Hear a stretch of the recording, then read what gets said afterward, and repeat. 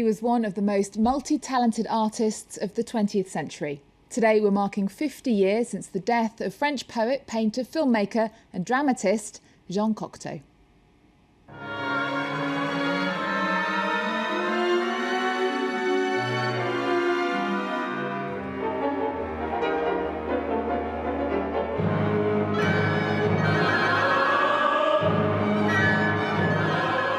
Joining me in the studio is actress and director Arielle Dombasle, whose film Opium pays tribute to Jean Cocteau. Hello, welcome to the show. Hello. Now I'm going to start with a very big question. Yeah. How would you sum up Jean Cocteau and his work? Well, the thing is that Jean Cocteau is a master for all the artists, I think. He had that eclecticism that is very difficult in a very long career, and he touched up with so brilliantly to so many vehicles, as he used to call them, poetry and cinema, and he adored musical and music and poetry and drawings, and it's that multicard actor of life, of his life, that give you the strength of become what you really are. With more than 50 books, 24 plays and musicals, a dozen films, countless designs, paintings, drawings, varied works of art and even a postage stamp, much of the French artist is indeed still with us.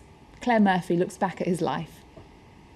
A man of many talents, Jean Cocteau is considered one of the most versatile artists of the 20th century.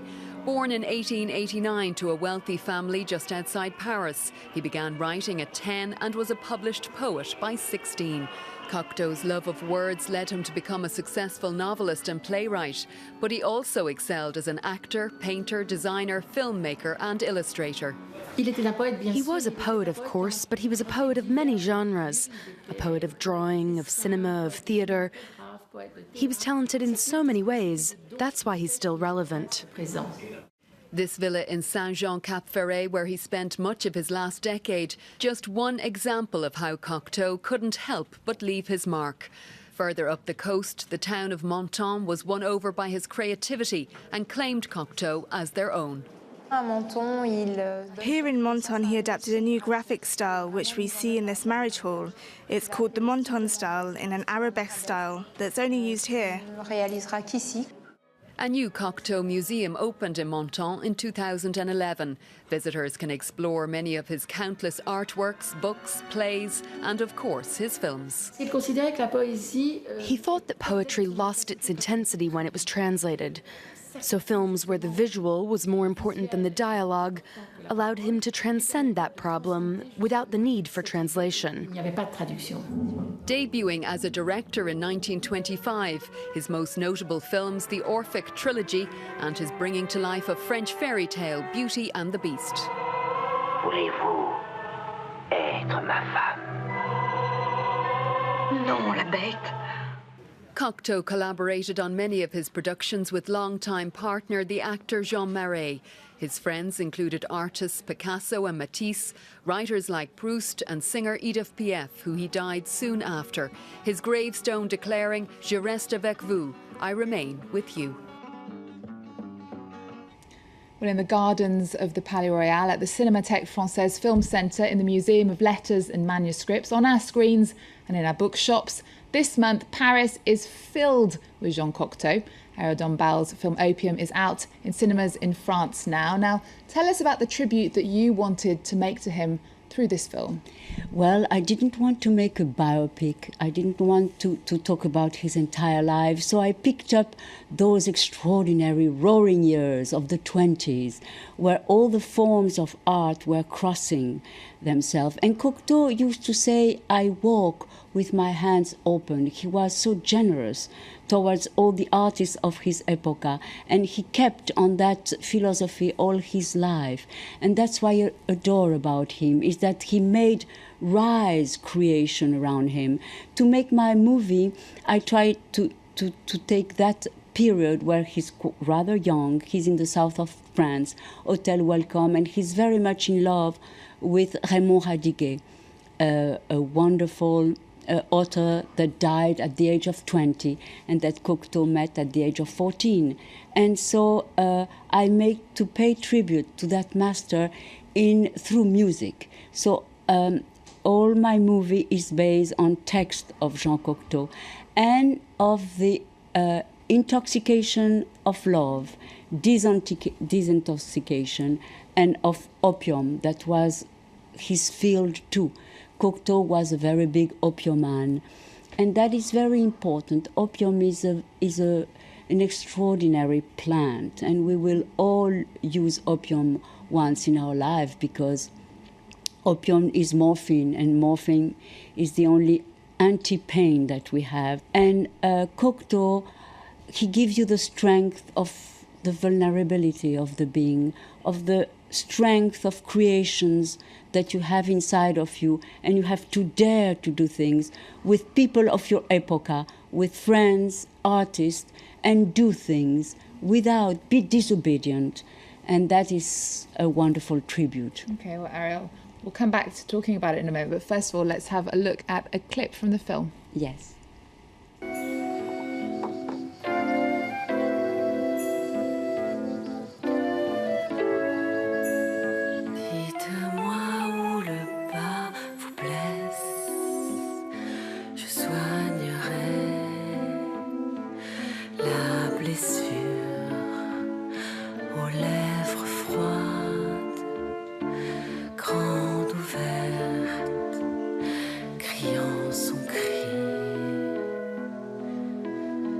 The film does focus on his love affair.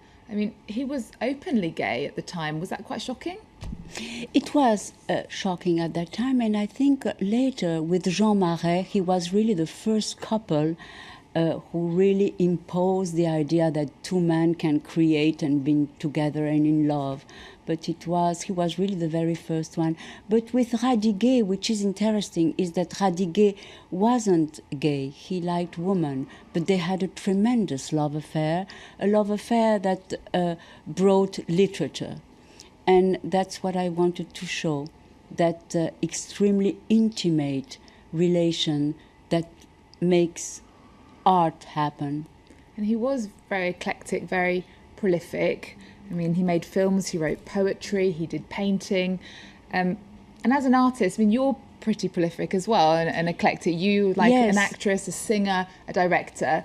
Is that something that's quite easy to be in France, to do lots of different things? Because in lots of No. other cultures, it's not, is it? No, it's not. It's always extremely difficult, and people want to pin you down always in a sort of caricature of yourself and want you to be always the same person, and we all, the artists, suffer of that, you know.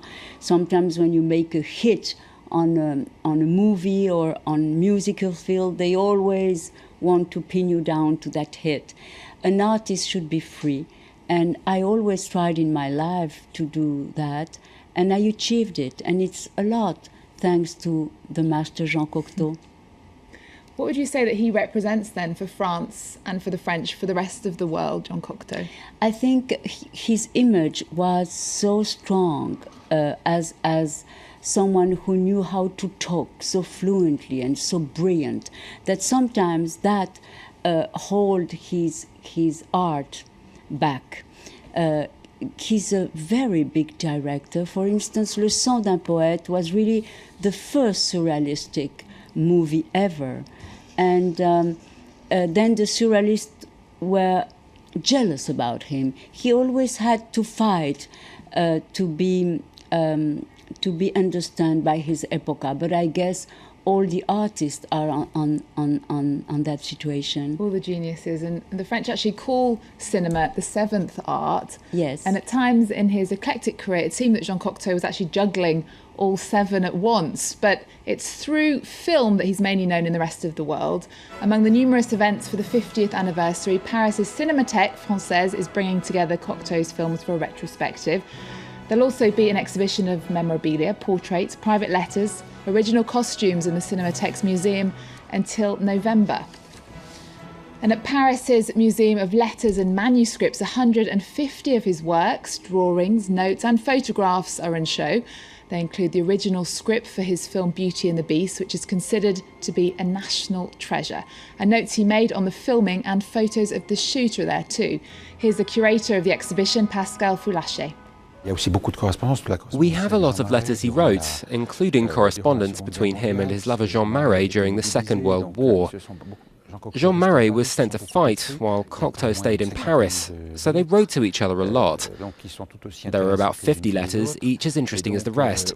Cocteau writes about his feelings for Jean Marais, of course, but he also writes about his works. And that exhibition is on until the 23rd of February at Paris's Museum of Letters and Manuscripts. Now that brings us to the end of the show. Arielle Dombasle, thank you so much for joining us. Thank you. I'm so happy to be under the protection of the marvellous ange heurtebise that is Cocteau. Oh, thank you for coming. Well, Arielle's film Opium is out in cinemas in France now, so you've got a chance to come and see it if you're in the country. Now, the movie screen, Cocteau said, is the true mirror reflecting the flesh and blood of my dreams. And one of his most poetic, dreamlike films was Beauty and the Beast. The 1946 fairy tale has just been digitally restored. I'm going to leave you with that. Remember, you can follow us on our social networks and me on Twitter at Eveling in Paris. Thanks for watching. See you next time.